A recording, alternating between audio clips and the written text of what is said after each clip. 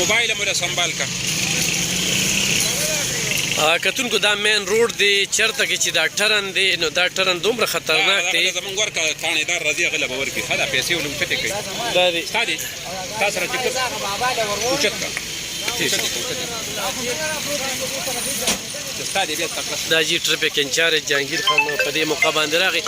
جهانگیر خان دا حادثو سبب څه جوړیږي ستاسو دې ځای کې موږ ټرن ومولیده دا ټرن چې کوم دی نو دې ځای کې راتاوېده څه به وایې په دې موقع څه احتیاط پکار دی تاسو موږ یو ځای راغلو ودرېدو دا دې د تراغ په ګورو چېرې مثال دغه بابا غلط دغه کو پیاده له وستو موټر سایکل له سره سې ځکه چې موږ هم تاسو نه مخکې دا ودرېدو او دا حالت چې کوم دی راځي په خپل ولا ګورو دا د چونکی ده حالات دې معلومو ځکه چې دیم په کې دغه افیکټیو دی څه حالات نه په داسې موقعو جي څه دغه کولی شي چې احتیاط کنه ستاسو هم ته د اختر کې تاسو ډېره ښه ډیوټي وکړله د صدریاب او د کومه سخته ټرافیک خلکارانو نو هم لیدل هر څه نو دا خو زموږ ذمهداري ده او که وګورې دا مین روډ دی دلته خو نه چې کوم دی چوک شته او نه د ګاډو رش زیات شته دی زیات په ځای باندې ټرنونه دي دلته کلي دي خلک دي اوړي راوړي دې خلکو له پکار دي چېرې مثال کوم ځای کې دی روډ چینج کوي چې هلته دې دومره احتیاط وکړي چې متبادل سایډ نه کوم سړی را روان دی څومره سپیډ دی کنټرول کېږي نه زه اوښتی شم نه شم نو دې کې ډېر احتیاط پکار دي ځکه دا کراسونه دي دې کې خو خلک اوړي راوړي کلو ته ځي راځي صحیح شو ډېره مننه جي کتونکو تاسو ګوره دې وخت کې دغه دا د هغه ځای نه چې کومه ده نو لاندې را پرېوتې ده دا چینچي خو دا دی چې غریب ودرول او نیوټرل ښه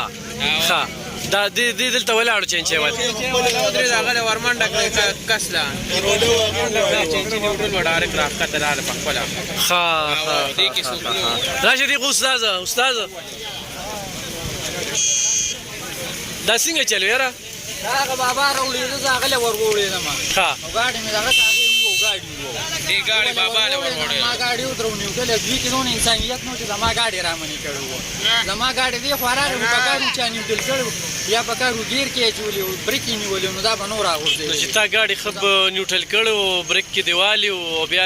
تللی وې نو ښه به نه وه نو بس زه خو دستی کې ورغوړېدم هغه بس په یو دې بچ کو بل دې خوږ که نه بل نه خوږ شوي صرف زما ګاډي خراب شو ښه نور څوک خوږ شوي نه دي ګاډي بس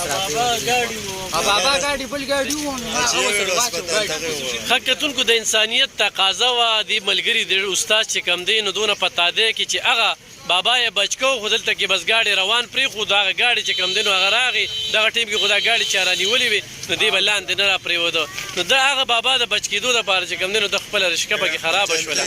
د جلتې د وجې او دغه چې کوم دی نو